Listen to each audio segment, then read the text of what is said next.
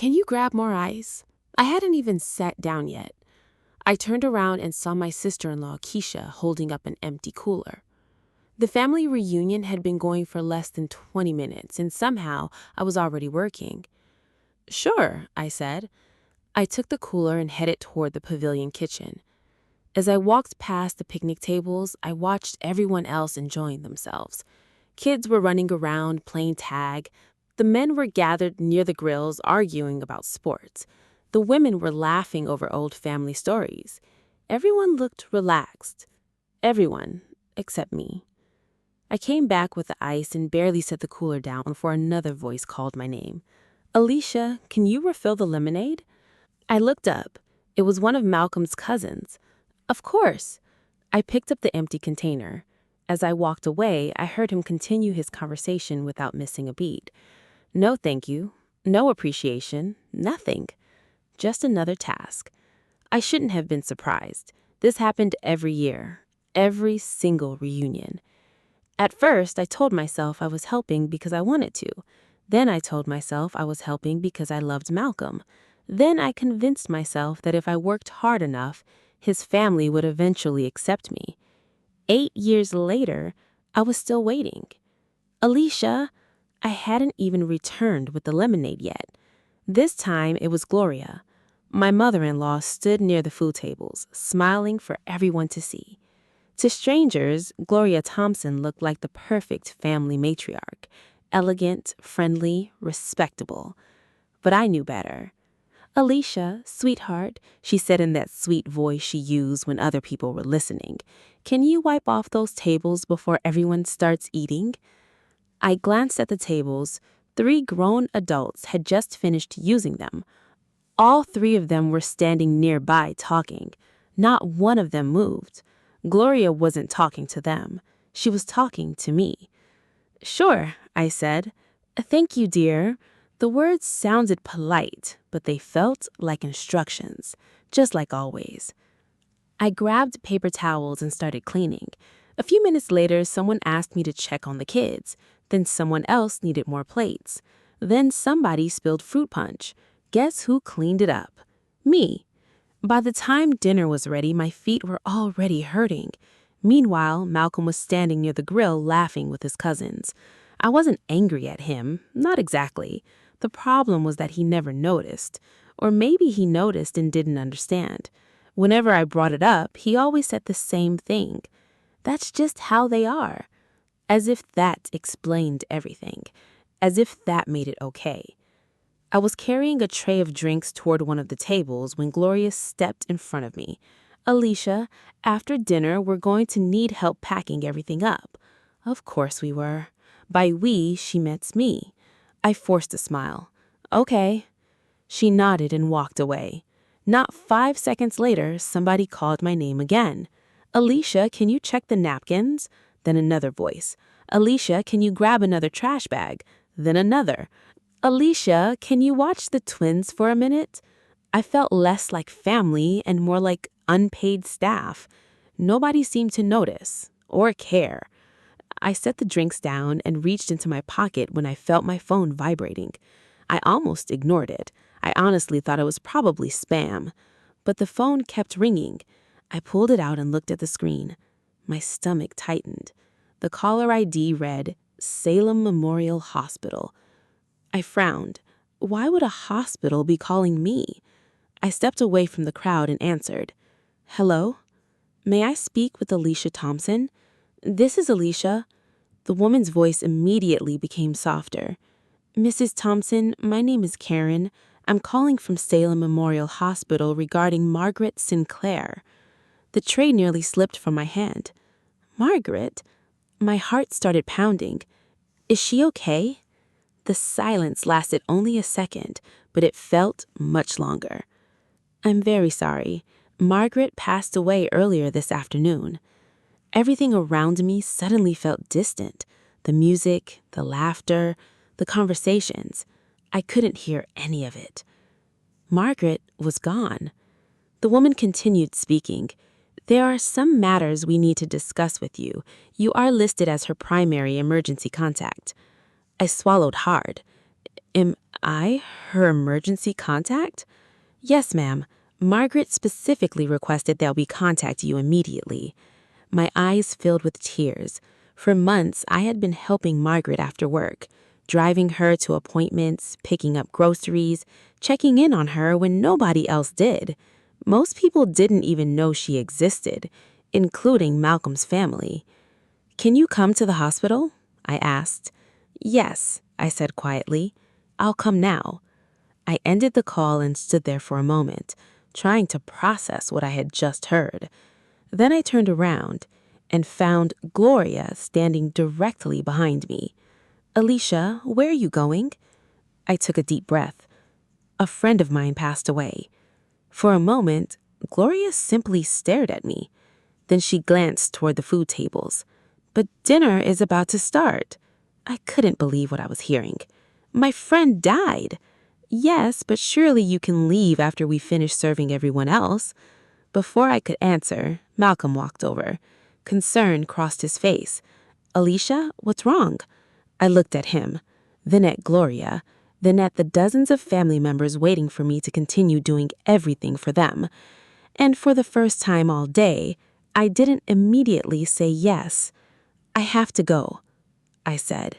Gloria's expression hardened. Right now? I looked her directly in the eye. Yes, right now.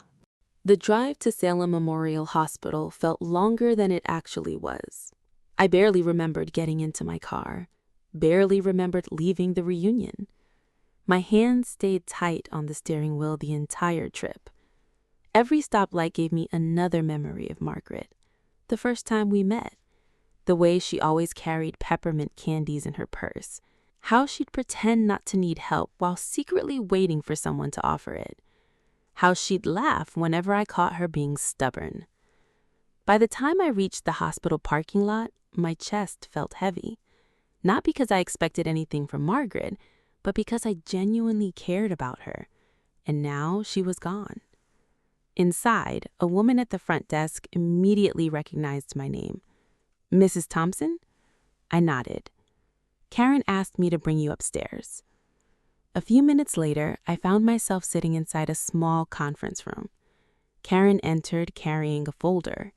She looked to be in her late 40s, professional, kind, and slightly nervous. That caught my attention immediately. People usually looked nervous when they had something difficult to say. She sat down across from me. Alicia, first I want to say how sorry I am. Thank you. Karen nodded. Margaret spoke about you often. That surprised me. She did? Almost every visit. I stared at her. Really? Karen smiled softly. Quite a bit, actually. A lump formed in my throat. For a moment, neither of us spoke. Then Karen opened the folder. There's something unusual I need to discuss with you. My stomach tightened. Okay. When Margaret was admitted last week, she updated several documents. I frowned. What kind of documents? Medical directives, emergency contact information, personal instructions. I nodded slowly. Karen looked down at the papers. She was very specific. Something about the way she said it made me sit up straighter. Specific how? Karen flipped a page. She instructed us to contact you before anyone else. That seemed strange, but she didn't have family. Correct. Karen looked at me carefully. She also instructed us to provide you with the contact information for her attorney immediately upon notification. My eyebrows pulled together. Her attorney? Karen handed me a business card. The name read, David Reynolds, attorney at law. I stared at it. I don't understand. Neither did we. Karen folded her hands. But Margaret was very clear. I looked back at the card. Did she say why? Karen hesitated. Then she opened another page. There was one statement. What statement? Karen glanced down. If Alicia Thompson comes, tell her she kept her promise Tell her she never has to worry anymore. I froze. The room suddenly felt silent. She said that? Karen nodded, word for word. My eyes burned. Months earlier, Margaret and I had been sitting on her front porch after one of her doctor's appointments. She looked tired, more tired than usual. And out of nowhere, she asked me something. "Alicia, why do you keep helping me?" I remembered laughing. "Because somebody should." She smiled. "No, really." I thought about it before answering. Because everybody deserves to know somebody cares. Margaret got quiet. Then she asked another question. "What if one day I can't take care of myself?" I remembered reaching over and squeezing her hand. "Then you won't have to." Apparently, she never forgot that conversation. Karen slid a small envelope across the table. "She left this for you as well." My hands shook as I opened it. Inside was a handwritten note. Just one sentence. "Alicia, thank you for seeing me when everyone else stopped looking. Margaret." I couldn't stop the tears after that. For several seconds, I simply stared at the note. Karen quietly handed me a tissue. "She cared about you very much." I nodded, unable to speak. After a moment, Karen continued. "There's one more thing." I looked up. "Yes?" "The attorney requested a meeting tomorrow." "Tomorrow?" Karen nodded. "He said it was extremely important." I frowned. "What is this about?" "I'm afraid I don't know." My phone suddenly buzzed. I glanced down. Malcolm. I hadn't spoken to him since leaving. I answered. "Hey." "How are you doing?" he asked. His voice sounded concerned. "Tired." "I'm sorry." "Thank you." There was a brief pause. Then he said something that instantly irritated me. "Mom's upset." Of course she was. I closed my eyes. "Malcolm, she's just frustrated because everybody had to help clean up." I couldn't believe it. My friend had died, and Gloria was upset about folding chairs. I took a slow breath. "Is that really what we're talking about right now?" Silence. Then Malcolm sighed. "No, it's not." For once, he sounded like he realized how bad that sounded. "Alicia, I'm sorry." I didn't answer immediately, because honestly, I wasn't sure he understood. Not yet. After we hung up, I looked back down at the attorney's business card. David Reynolds. Meeting tomorrow. Extremely important. I had no idea what Margaret wanted me there. No idea what she had planned. No idea that by this time tomorrow, everything in my life would be different. And somewhere across town, Gloria Thompson was still annoyed that I left a family reunion early. If only she knew what was coming. The next morning, I barely slept. Every time I closed my eyes, I saw Margaret's note. "Thank you for seeing me when everyone else stopped looking." I kept wondering why she wanted me to meet with an attorney. Maybe there was paperwork she needed help with. Maybe she had left instructions for her funeral. Maybe she wanted me to make decisions because she didn't have family. That was the only explanation that made sense. At least, that's what I told myself. At 10 o'clock, I walked into David Reynolds' office. The building wasn't flashy, just a quiet brick office in the downtown district. A receptionist greeted me immediately. "Mrs. Thompson?" "Yes." "Mr. Reynolds is expecting you." A few moments later, I was sitting across from a gray-haired man in an expensive suit. He stood and shook my hand. "Thank you for coming, Alicia." His tone was warm, professional, but there was something else. Respect. The kind I wasn't used to receiving lately. "I appreciate you meeting with me," I said. He nodded and opened a file. "Before we begin, I want to offer my condolences regarding Margaret." "Thank you." For a moment, neither of us spoke. Then he leaned forward.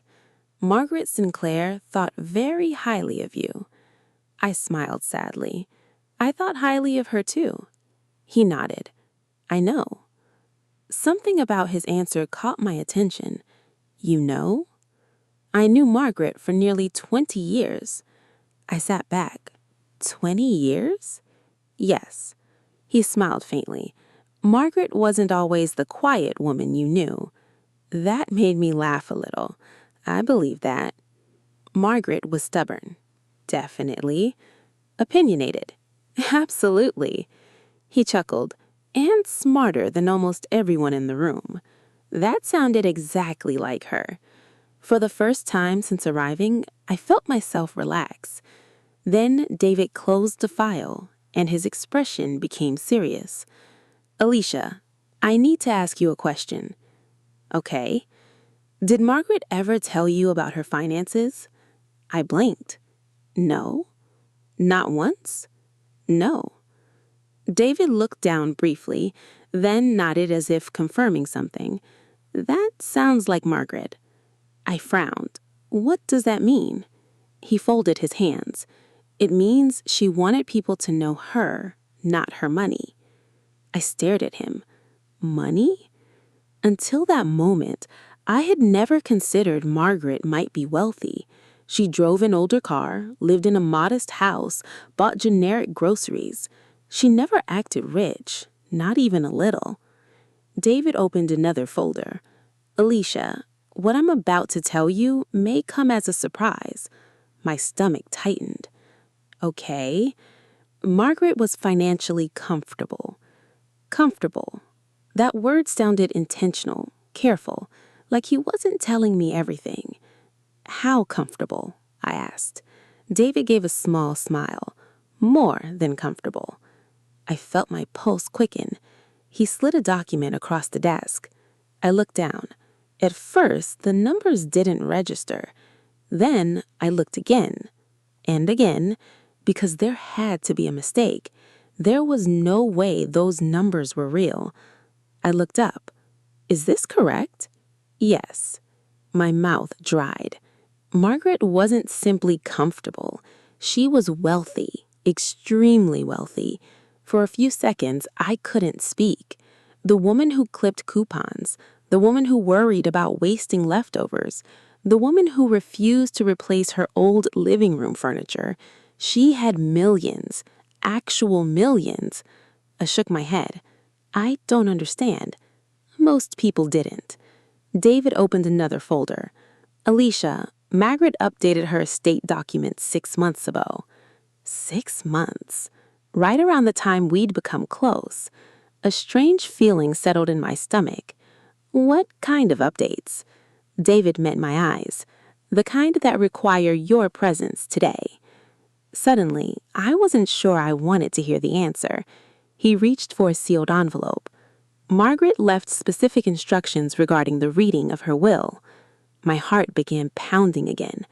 A will? Yes. I stared at him. Why am I here? David slid the envelope toward me. Because your name appears throughout it. The room went completely silent. My name? Repeatedly. I looked down at the envelope, then back at him. There was no way. Absolutely no way. Margaret cared about me. I knew that. But this didn't make sense. Not at this level. Not legally, not financially. Not enough to put my name in her will. Unless...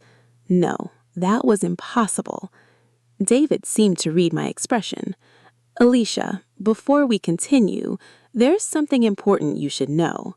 I swallowed. What? He opened the final folder and said the last thing I expected to hear. You are not receiving a small gift. Every nerve in my body goes still. David looked directly at me. Margaret Sinclair named you as the primary beneficiary of her estate. My heart stopped. For a second, I honestly thought I heard him wrong. Primary beneficiary, not one of several, not mentioned, not included. Primary. I stared at him, unable to move, unable to think, unable to breathe. And David hadn't even told me what that meant yet. I sat there staring at David Reynolds, certain I had misunderstood him. People like Margaret didn't leave everything to people like me, not because I wasn't worthy, but because that's not how these stories usually went. There was always a distant cousin, a forgotten nephew, a family friend nobody had heard from in years. Someone, anyone, not me. Mr. Reynolds? David smiled gently. Please call me David. I shook my head. I think there's been a mistake. There hasn't. But I'm not related to Margaret. I know. I only knew her for a few months. I know that too. The certainty in his voice made my stomach flip.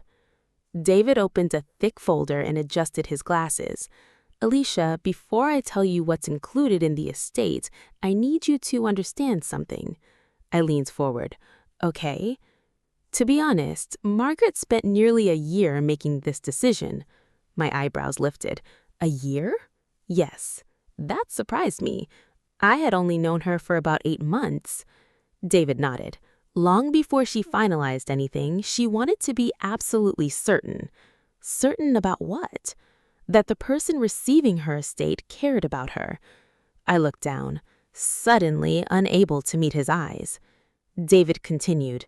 Over the years, many people appeared once they learned she had money. That hurt to hear, because it sounded lonely, painfully lonely. They offered help? Some did. And they disappeared when helping became inconvenient.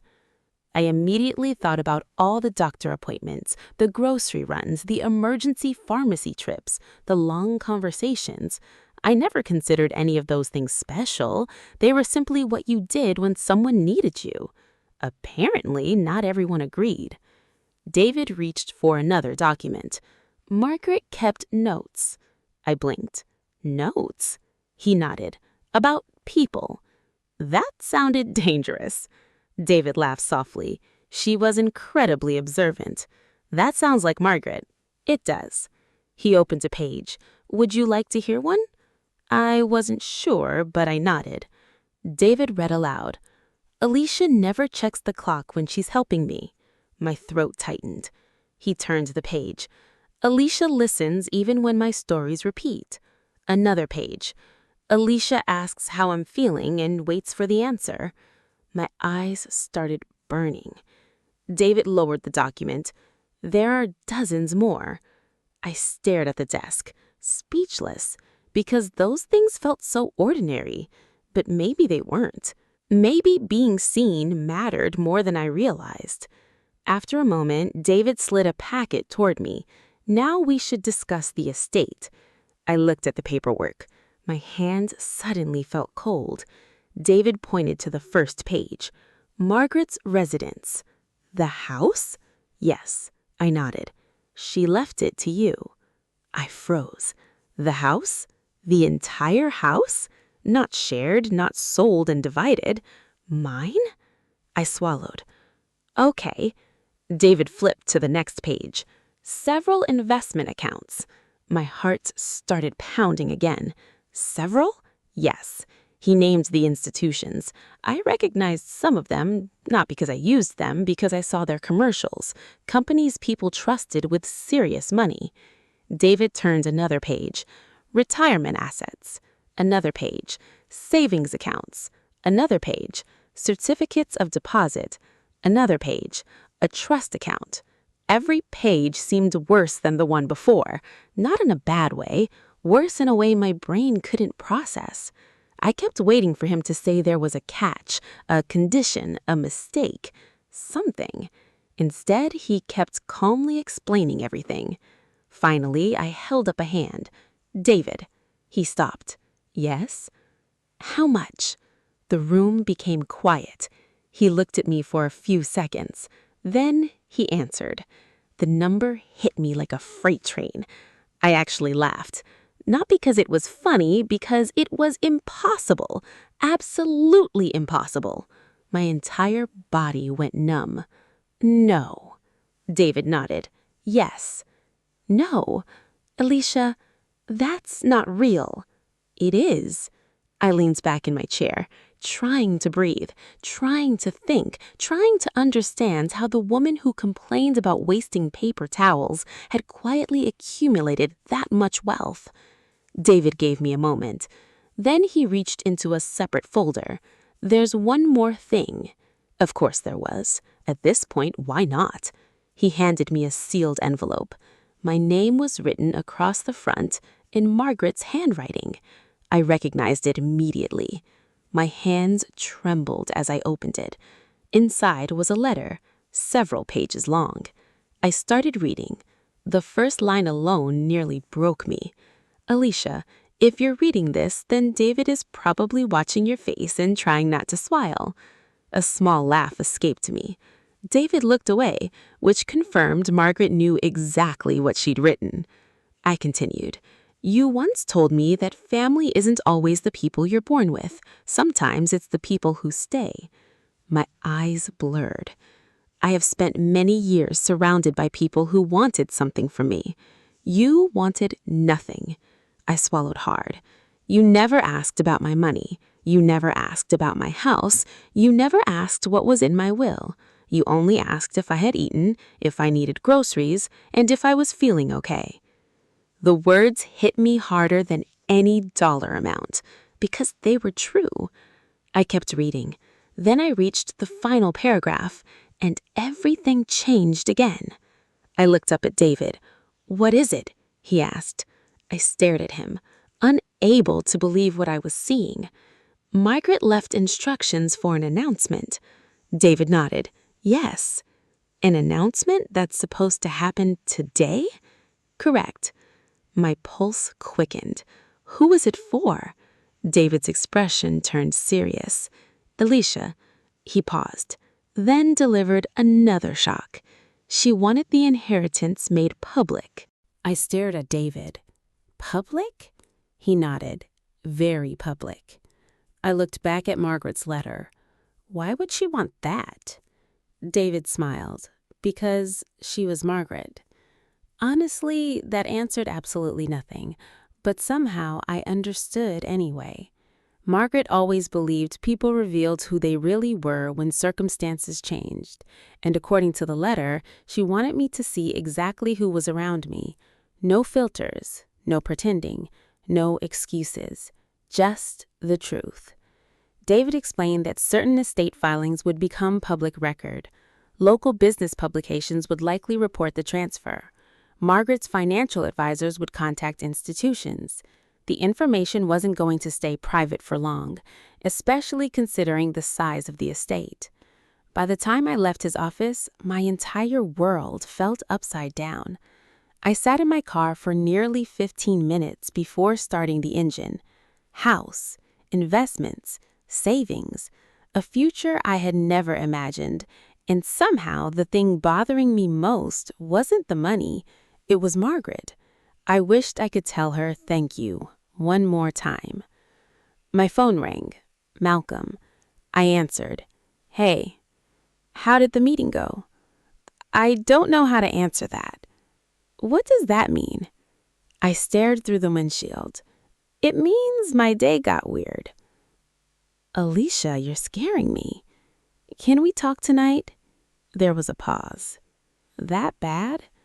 That unbelievable. His tone softened. Okay. For the first time since Margaret passed away, Malcolm sounded fully focused on me. Not his family, not the reunion. Me. He said, I'll be home soon. After we hung up, I drove home and discovered I wasn't the only person waiting. Gloria's SUV sat in my driveway. I stopped, confused. Gloria never came over unannounced, ever. I parked and walked toward the house. Before I even reached the front door, it opened. Gloria stepped outside, smiling. A very different smile than usual. Alicia. Immediately, alarm bells went off in my head, because Gloria only used that tone when she wanted something. Hi, Gloria. She stepped forward and actually hugged me. Hugged me? I nearly looked around to see if someone was filming a prank video. I'm so sorry about your friend. she said. I blinked. Thank you. Such a terrible loss. Yes. She squeezed my arm, then followed me into the house without being invited. Another first. Something was definitely happening. A few minutes later, Malcolm arrived home. The moment he walked through the door, he noticed the tension. What did I miss? I looked at Gloria. Gloria looked at me. Then Malcolm looked between both of us. What is going on? I sat down, took a deep breath, and explained everything. Margaret, the attorney, the estate, the inheritance, every detail. At first, Malcolm thought I was joking. Then he thought I misunderstood. Then he thought there had to be a mistake. Finally, he realized I was serious. The room went silent. You're saying Margaret left all of that to you? Yes. His eyes widened. All of it? Yes. He dropped into a chair, speechless. For once in Malcolm Thompson's life, he had absolutely nothing to say. Then Gloria spoke. Alicia. I looked at her. Her smile somehow got bigger. Honey, Margaret must have loved you very much. Honey? Interesting. 24 hours ago, I was being asked to clean tables. Now I was honey. I simply nodded. I think she did. Gloria sat beside me, much closer than usual. Alicia, you always had such a good heart. There it was, the first sign. I looked at Malcolm. He looked just as confused as I felt, because Gloria had never complimented me like that before, not once. Alicia has always been kind, Malcolm agreed. Gloria nodded immediately. Exactly. The speed of that agreement nearly made me laugh. Then Gloria asked the question I knew was coming. So, what happens now? I knew what she meant. How much, how soon, what exactly did Alicia inherit? I answered carefully. The estate is still being processed. Of course, but everything is legally finalized. Gloria's eyes widened, just slightly, but I saw it. And once I saw it, I couldn't unsee it. The interest, the calculation, the curiosity. For years, Gloria treated me like someone trying to earn her approval. Now she was looking at me differently, like I'd suddenly become important.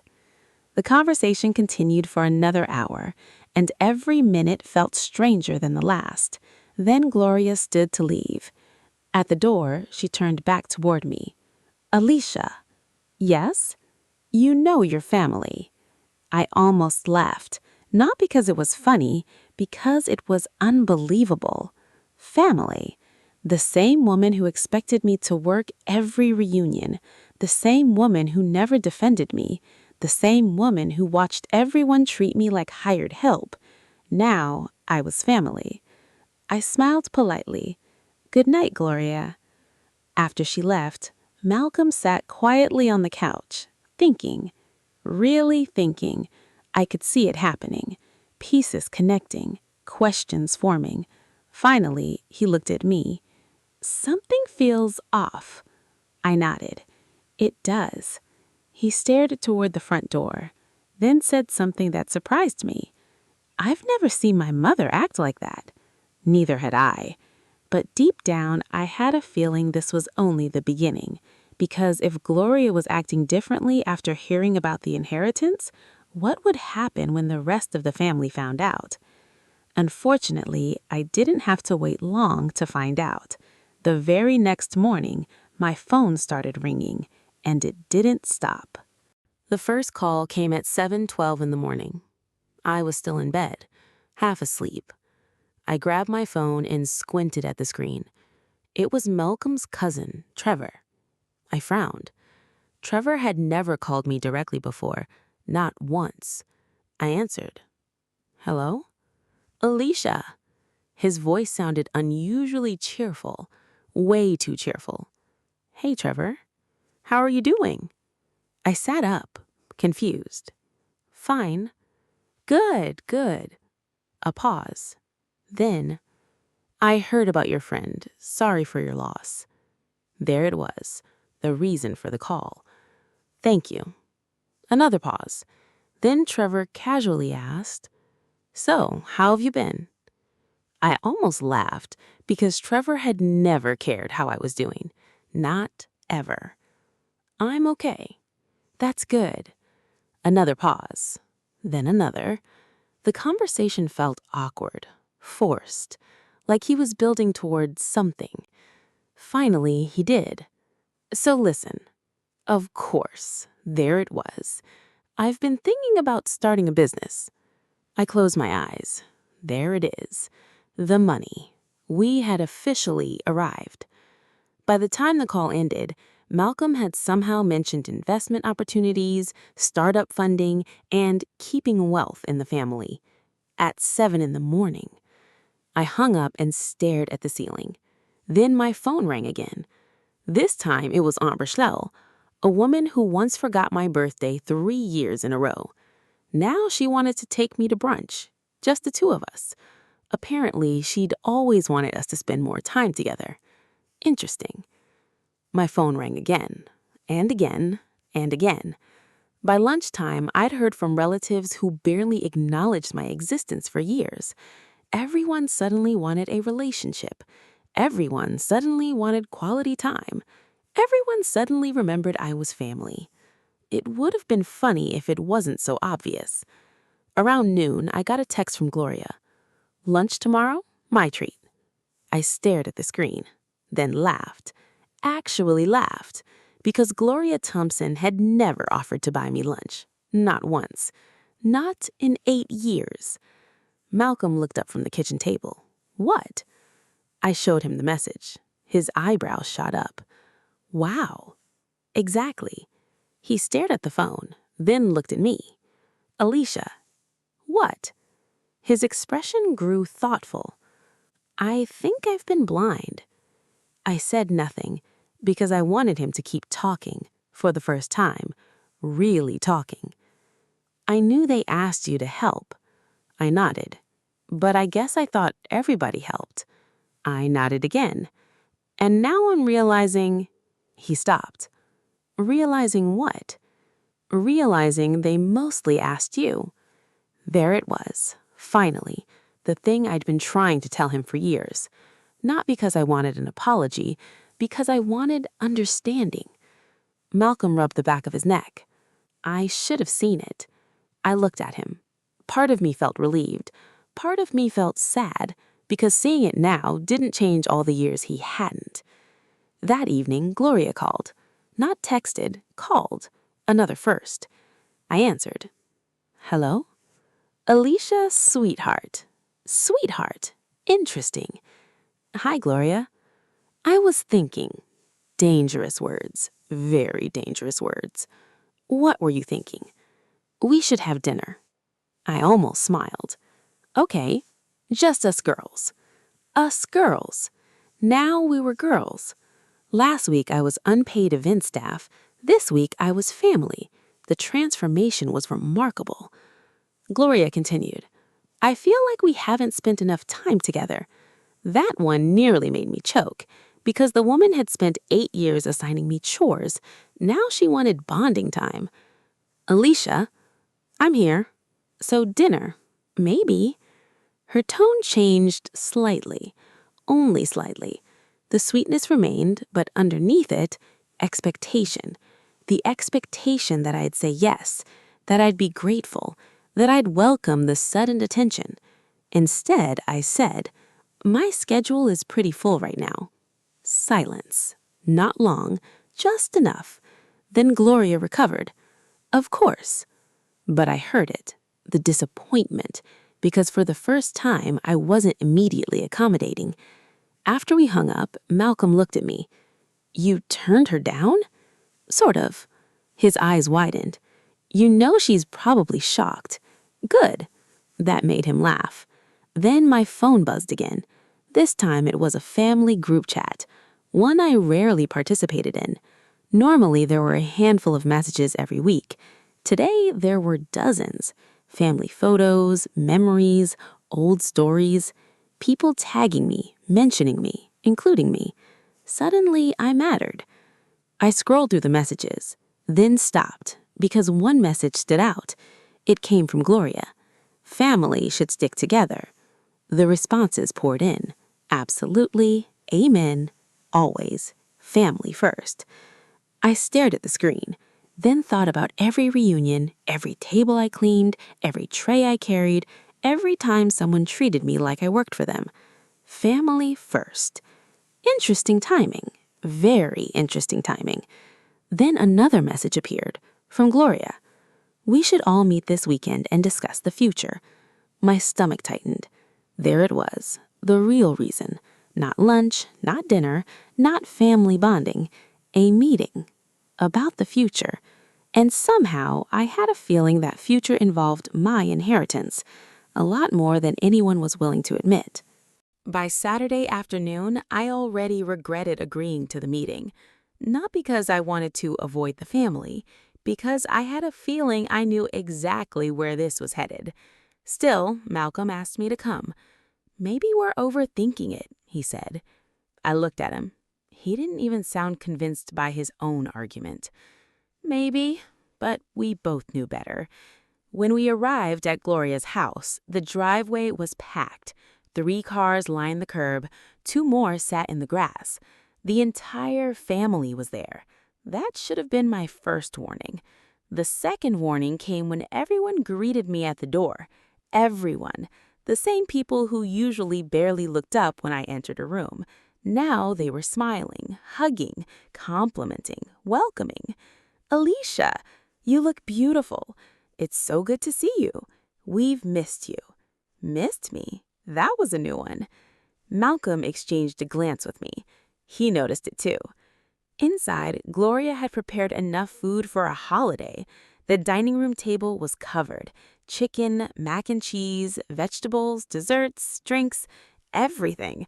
Normally, guess who would have been helping prepare it? Me. Today, everything was already done. Interesting. Very interesting. I sat down beside Malcolm. Across from us sat Trevor, Aunt Rochelle, Dana, several cousins, even relatives who rarely attended family gatherings. Everyone seemed unusually interested in me. For nearly 20 minutes, nobody mentioned the inheritance. Instead, they made small talk, asked about work, asked about my week, asked how I was handling Margaret's passing. It almost felt genuine. Almost. Then Gloria stood, and there it was, the reason for the meeting. She lifted her glass. I just want to say how proud we are of Alicia. The room nodded, smiled, agreed. I felt uncomfortable immediately. Gloria continued. She's always been hardworking. Interesting. That hadn't been the message for the past 8 years. She's always been generous. More nodding, more agreement. And she's been blessed. There it is. The room grew quiet. Finally, the real conversation. Gloria sat down and folded her hands. Alicia, we wanted to discuss something as a family. I looked at Malcolm. His expression instantly changed. He didn't like where this was going. Neither did I. What exactly? I asked. Trevor jumped in first. I've been thinking about business opportunities. Of course he had. Aunt Rochelle nodded. Generational wealth is important. Another cousin spoke up. We should all be building together. Building what? With whose money? I listened for several minutes as relatives shared ideas. Restaurant investments, real estate ventures, family partnerships, property development, retirement plans, scholarship funds. Everything sounded noble until I realized one thing. Nobody was talking about contributing their own money. Every idea somehow involved mine. Eventually, I interrupted. Wait. The room stopped. I looked around the table. Are you asking me to fund these projects? The silence answered before anyone spoke. Then Trevor smiled. Not fund. Here we go. Invest. Same thing, different word. I sat back, trying to stay calm. Across the table, Malcolm's jaw tightened. Good. He was hearing it too. Aunt Rochelle leaned forward. Family should help family. I almost laughed because that sentence always seemed to appear when somebody wanted something, never when somebody was giving something. Gloria nodded. Nobody's asking for a handout. Actually, that's exactly what it sounded like. We just think this blessing could benefit everyone. There it was. The inheritance had officially become community property, at least in their minds. I looked around the table, slowly, carefully. Then I asked a question, one simple question. When Margaret was alive, the room went quiet.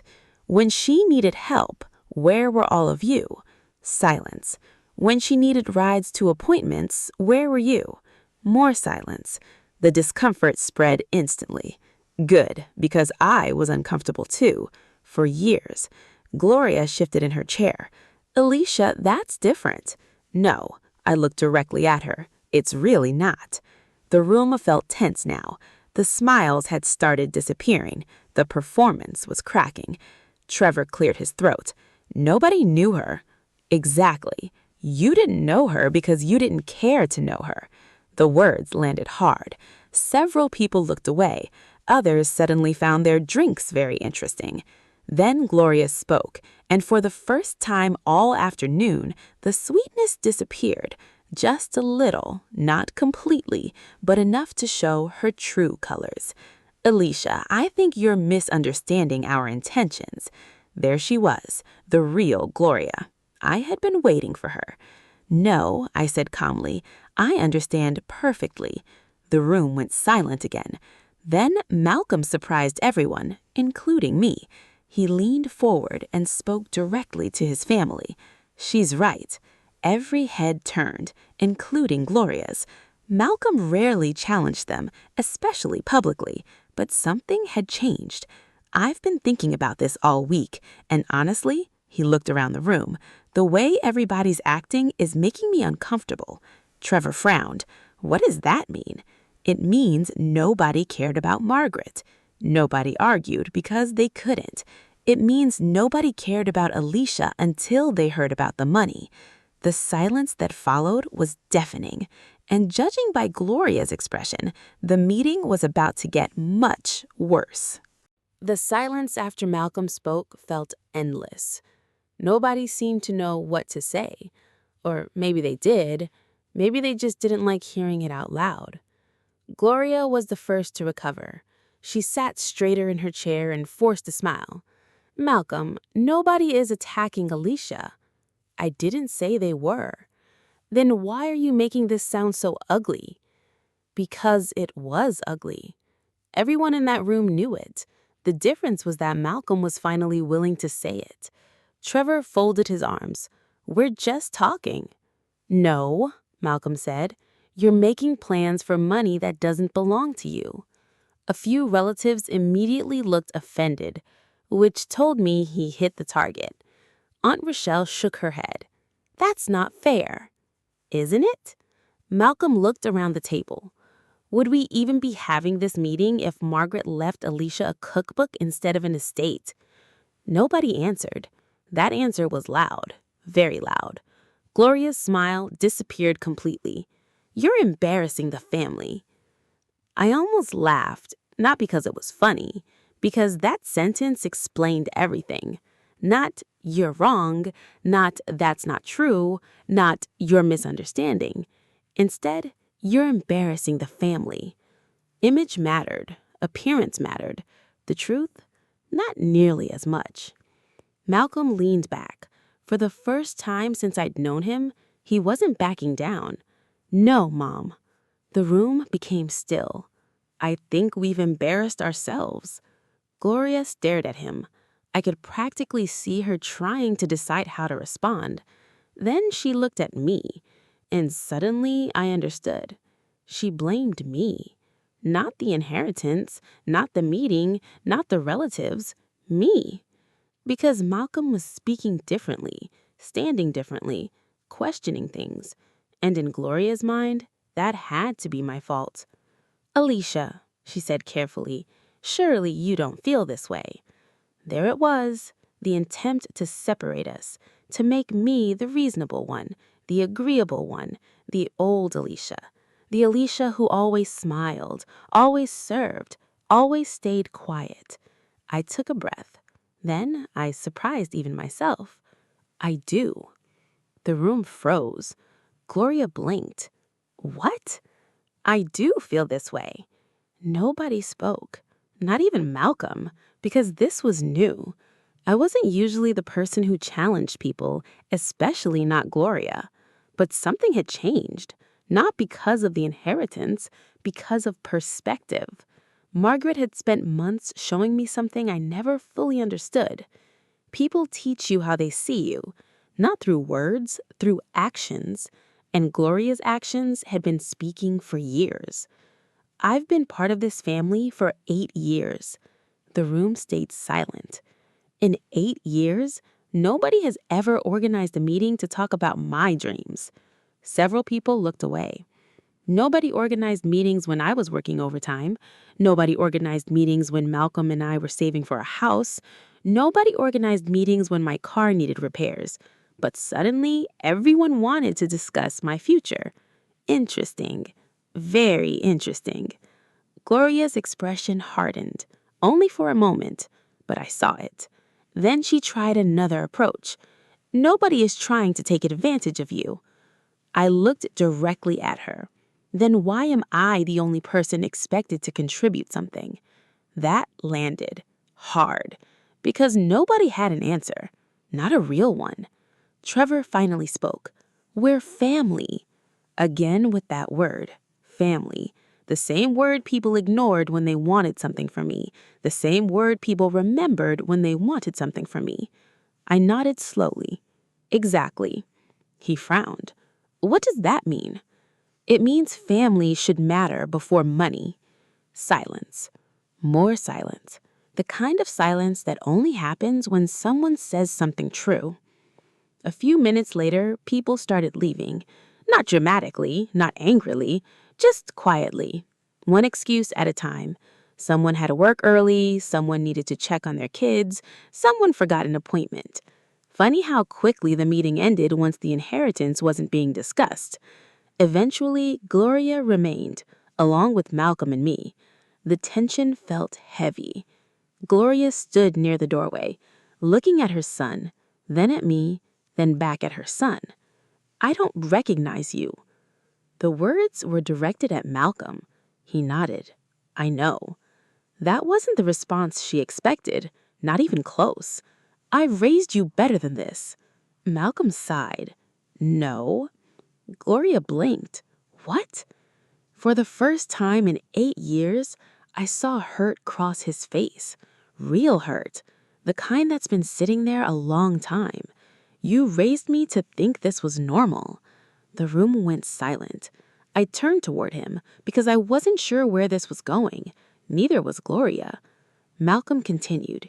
You raised me to think Alicia was helping because she wanted to. Gloria crossed her arms. She did want to help. Sometimes, but not every time. That one hit me harder than I expected because it meant he finally understood. Not perfectly, not completely, but enough. Enough to see me, really see me. The room remained quiet for several seconds. Then Gloria picked up her purse, without another word, and walked out. The front door closed behind her. For a moment, neither Malcolm or I spoke. Then he looked at me. I'm sorry. I swallowed. Because I'd wanted that apology for years. Yet somehow it didn't feel like victory. It felt like healing. Slow, awkward, necessary healing. I know, I said. He nodded. Then he smiled sadly. You know what the worst part is? What? I thought I was protecting you. My heart broke a little hearing that, because I believed him. He didn't ignore it because he didn't love me. He ignored it because he convinced himself it wasn't happening. And now he couldn't do that anymore. Unfortunately, Gloria wasn't finished, not even close, because 2 days later, Gloria showed up at our house with a request that changed everything. 2 days later, Gloria showed up at our house. Unannounced, again. This time, she wasn't smiling. At least not the way she had been all week. The overly sweet version of Gloria seemed to be gone. She looked tired, frustrated, determined. When I opened the door, she held up a small shopping bag. I brought pie. I almost laughed, because in 8 years, Gloria had never brought me pie. Come in.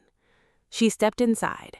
Malcolm was still at work, which immediately made me suspicious, because Gloria knew his schedule. She knew exactly when he'd be gone.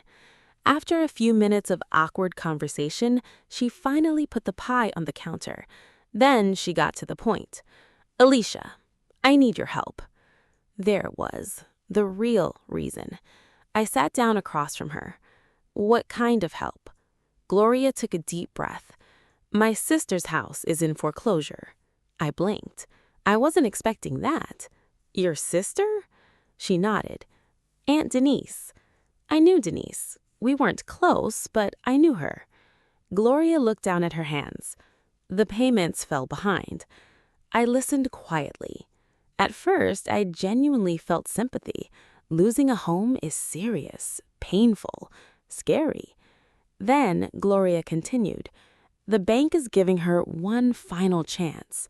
My stomach tightened, because I already knew where this conversation was heading. "Okay." Gloria looked up, "and I was hoping you could help." There it was, finally, the request. Not an investment, not a family project. Money. Directly, plain and simple. I stayed calm. "How much?" The number she gave me nearly made me choke. It wasn't a small amount. It wasn't even a medium amount. It was a life-changing amount for most people. Gloria quickly added, "You can afford it." 3 words. 3 very revealing words. Not, "Would you consider it?" Not, "Only if you're comfortable." Not, "No pressure." Just, "You can afford it." As if affordability automatically created obligation. I folded my hands. "Did Denise ask me herself?" She hesitated. "No." "Interesting. So she doesn't even know you're here." Another pause.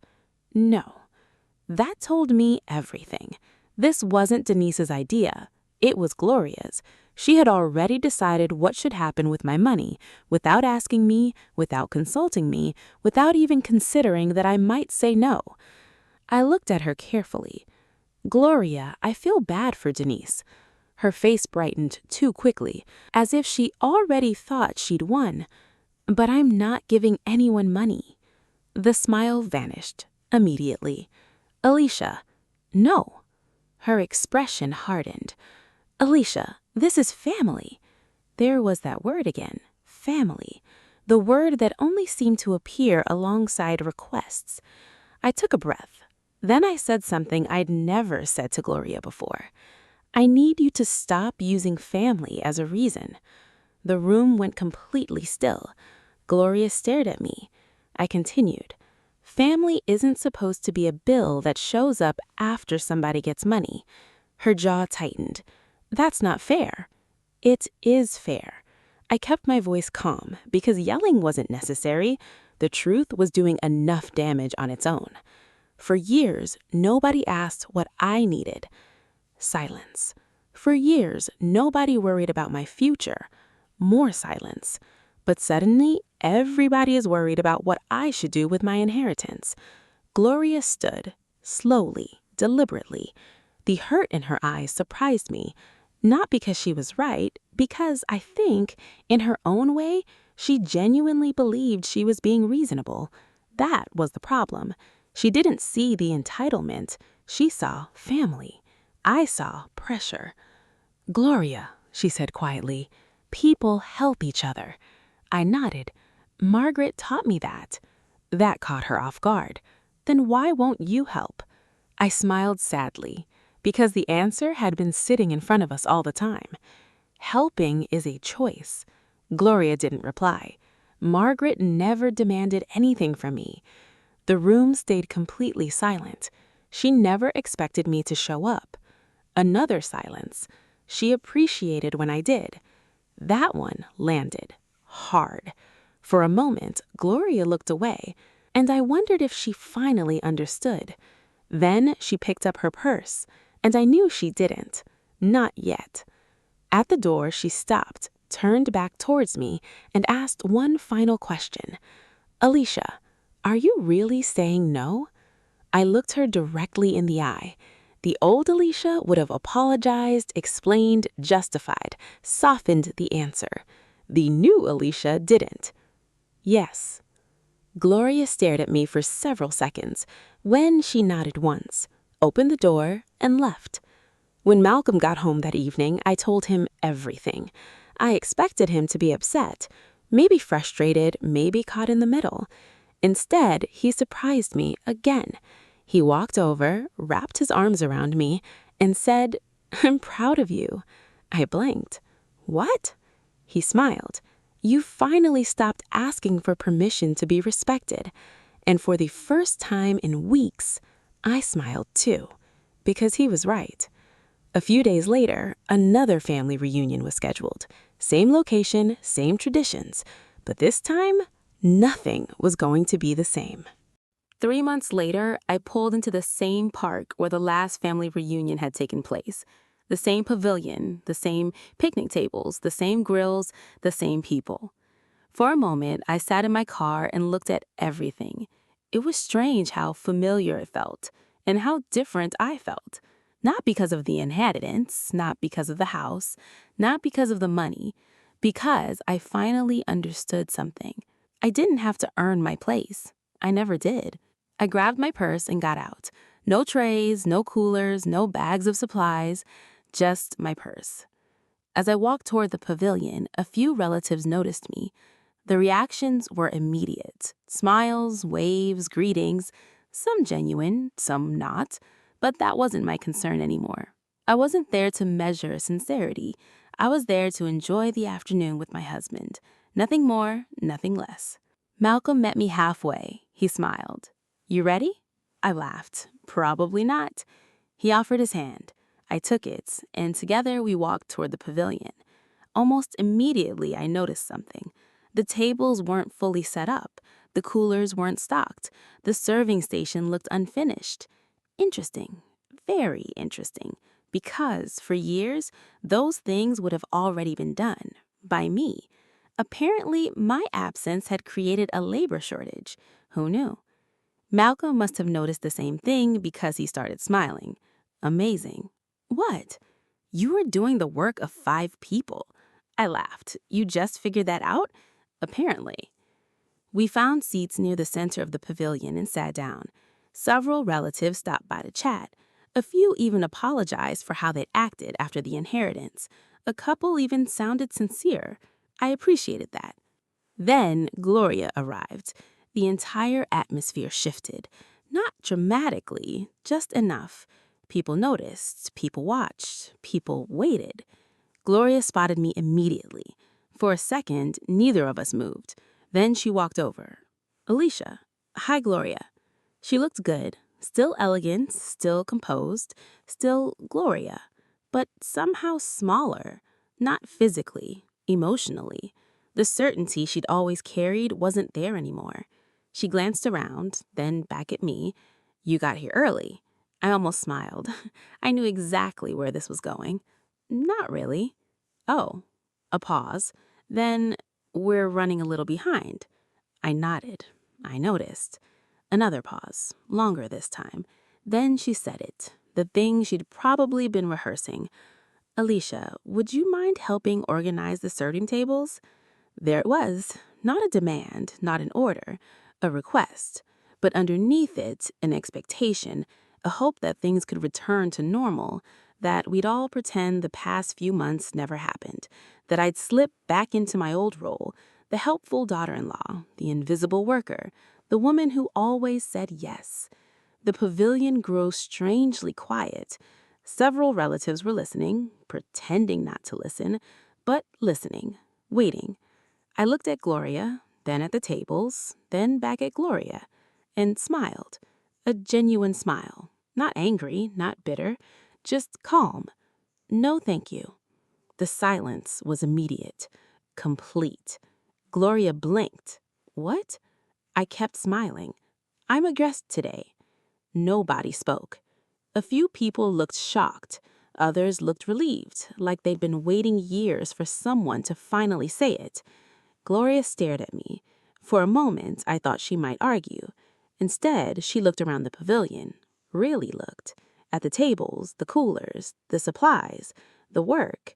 Then she slowly nodded, because for the first time, she had no choice but to see it. The work had never magically happened.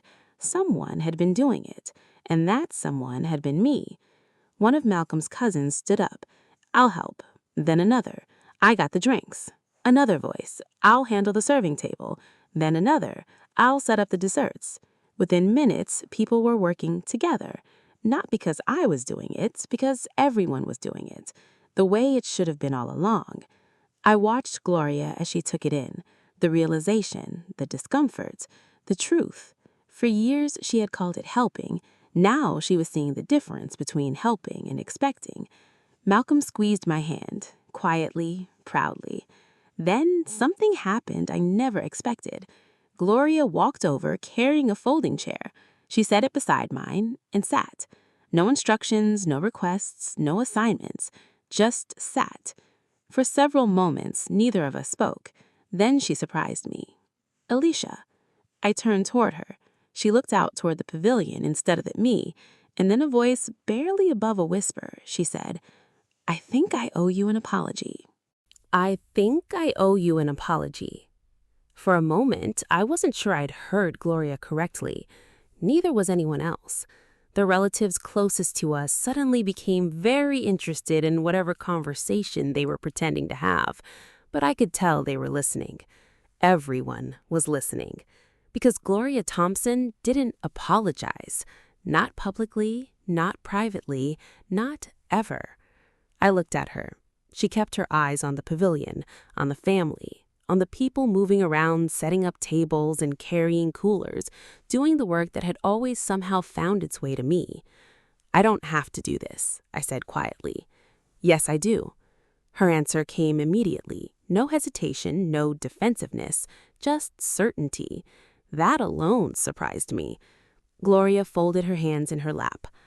When Malcolm married you, I told myself I was protecting my family. I stayed silent. She wasn't talking to the crowd. She wasn't performing.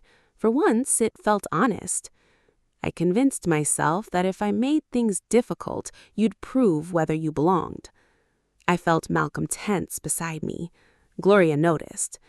You don't have to like hearing it. I don't, Malcolm said. I know, she nodded, then looked at me. The truth is, you proved yourself years ago. My throat tightened, because that was all I'd ever wanted. Not praise, not approval, just acknowledgement. Gloria smiled sadly, and I kept moving the finish line. The words landed hard because they were true. Every reunion, every holiday, every family gathering, there was always one more thing I had to do, one more way I had to prove myself, one more expectation, and somehow it was never enough. I'm sorry, Alicia. The pavilion had grown quieter. People weren't even pretending anymore. They were listening. Gloria noticed it too. Then she surprised me again. She stood up. My eyes widened. So did Malcolm's. Without saying another word, Gloria turned toward the family, toward everyone, toward the people she'd spent years leading, and she raised her voice. I need everyone's attention for a minute. Conversations stopped. Children slowed down, heads turned. Within seconds, the entire pavilion was looking at her. Gloria took a breath, then pointed toward me. For years, Alicia has done more for this family than we deserved. A murmur spread through the crowd. She continued, and for years, I allowed people to take advantage of that. Nobody moved. Nobody spoke. You all saw her working. Silence. You all saw her serving. Silence. You all saw her cleaning. A few relatives looked uncomfortable. Good. They should have. And most of us accepted it. The truth hung in the air, heavy, impossible to ignore. Gloria looked directly at me. Then she said the words I never expected to hear. "Alicia, I'm sorry." Not whispered, not private, public, clear, real. For a moment, I couldn't speak, because I had imagined this moment 100 different ways. In none of them did Gloria actually admit she was wrong. Malcolm stood beside me. He looked at his mother, then at me, then back at the family. I owe Alicia an apology too. My eyes immediately filled with tears, because this one mattered most, more than the inheritance, more than the money, more than the house. Malcolm took my hand. I should have listened. The pavilion remained silent. I kept saying that's just how they are. Several relatives looked down. I used that excuse because it was easier than seeing what was happening. His voice cracked slightly. And she deserved better. I squeezed his hand. He squeezed back. Then something unexpected happened. One by one, people started speaking. Not everyone, but enough. Aunt Rochelle apologized, Dana apologized, a few cousins apologized. Some were awkward, some were emotional, some were probably overdue by several years, but they happened, and that mattered. After a while, the tension slowly faded. People returned to talking, eating, laughing, being together. Only this time, something felt different, healthier, lighter, like a burden had finally been removed. Later that afternoon, Malcolm and I sat together near the edge of the park, watching the family, watching the kids run around, watching people actually share responsibilities for once. He smiled. "You okay?" I leaned against him. "Yeah." "Really?" I laughed. "Mostly." He nodded. Fair answer. Then he looked at me. "What are you going to do with everything Margaret left you?" I smiled, because for the first time since the inheritance, that question didn't feel stressful. "I don't know." He laughed. "That's a lot of money for I don't know." "Maybe." I looked out across the park, thinking about Margaret, thinking about the hospital call, thinking about the way one ordinary act of kindness had changed my life. Then I shook my head. "No." "What?" "It wasn't the money that changed my life." Malcolm looked at me, confused. I smiled. It was finally learning my worth. For a moment, neither of us spoke. Then he kissed my forehead, and together we watched the reunion continue. Not because everything was perfect, not because every relationship had been magically repaired, but because the truth was finally out in the open. Boundaries existed, respect existed, and for the first time in nearly a decade, I felt like I belonged without having to earn it.